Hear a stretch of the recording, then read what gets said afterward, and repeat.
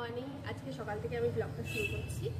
আজকে হলো 20 মার্চ আর আজকে আমার ছেলের জন্মদিন। এটা ওর প্রথম জন্মদিন। এই দিনটাই আমি ওকে পেয়েছিলাম।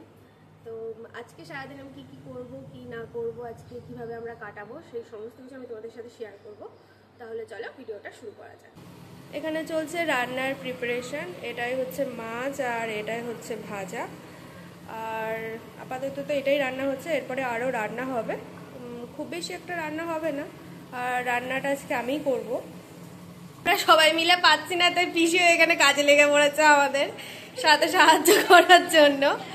তো আজকের দিনটাও মেঘলা মেঘলা, আর গত বছরের এই দিনটাতেও এরকমই একটা ওয়েদার ছিল, তবে তখন একটু বেশিই বৃষ্টি হচ্ছিল, একটু ঠান্ডা ঠান্ডা পড়েছিল। জানি না দিন গড়াতে হয়তো বৃষ্টি হতেও পারে, কিন্তু ও যখন হয়েছিল তখন ভীষণই বৃষ্টি হচ্ছিল।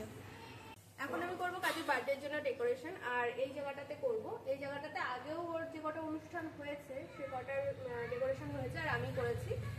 আর এই জন্য আমার কাছে অনেক ডেকোরেশনের জিনিস আছে, অনেক না কিছু কিছু আছে যেগুলো দিয়ে আমি করব।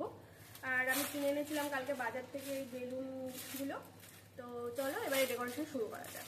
আমার কাছে আছে এইগুলো, মানে এইগুলো আগেই ছিল, আরও কিছু আছে, বাট আজকে শুধু এইগুলো দিয়েই করব।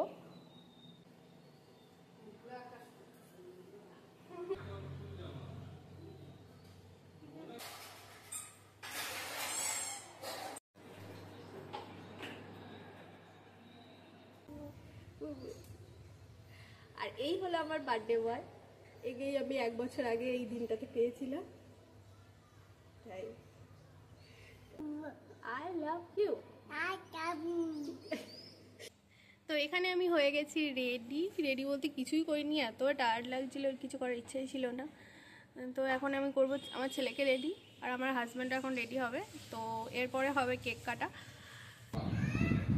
কাজুকে রেডি করার পর আমি চলে এসেছিলাম ওর খাবারগুলো সুন্দর করে রেডি করতে, আর এখানে এক এক করে সবগুলো সাজিয়ে নিচ্ছি। আর এরপরে হবে কেক কাটা। যেহেতু আমরা সবাই বাড়ির লোকেরাই ছিলাম, তাই একদম ছোট্ট একটা কেক আনা হয়েছিল।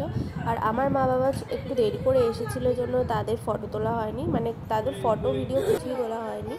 আর এখন আমরা সবাই এক এক করে ওকে একটুখানি পায়েস খাওয়াবো, আর তারপরে হবে কেক কাটা।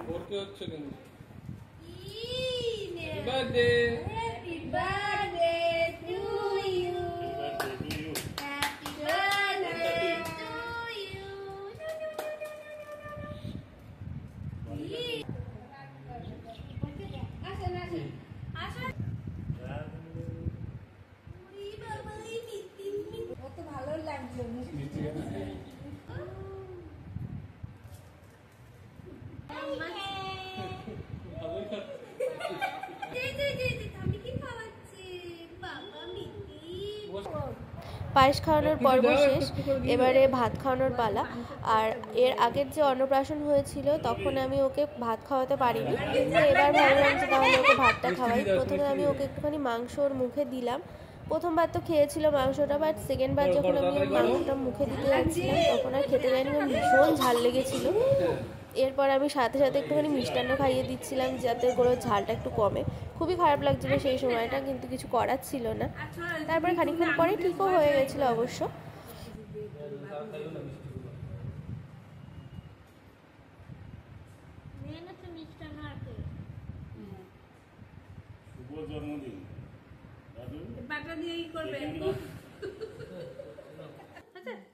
এরপর চললো কেক কাটিং পর্ব।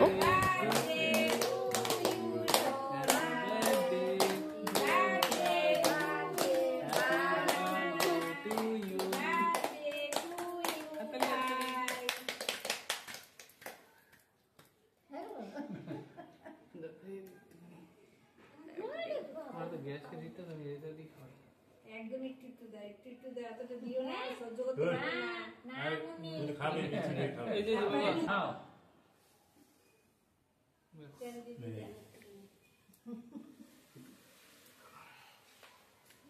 কি আমি কি টাইম হবে না খাই কেন হইছে না পানি পানি পানি মাম্মাতে সরাই দি এমা ভিডিও তো অন করি নাই কোথা। কেক কাটা হয়ে যাওয়ার পর বাড়ির বড়রা সবাই খেতে বসে পড়লো, আর তারপরে আমরাও খেয়ে নিয়েছিলাম। ভীষণ টায়ার্ড হয়ে গেছিলো আর ভিডিও করতে একটুও ভালো লাগছিল না। সন্ধ্যাবেলায় বন্ধুদের সব আসার কথা ছিল, তবে কাজের সূত্রে কেউ বাড়িতে ছিল না জন্য এরা দুজনে এসেছিল।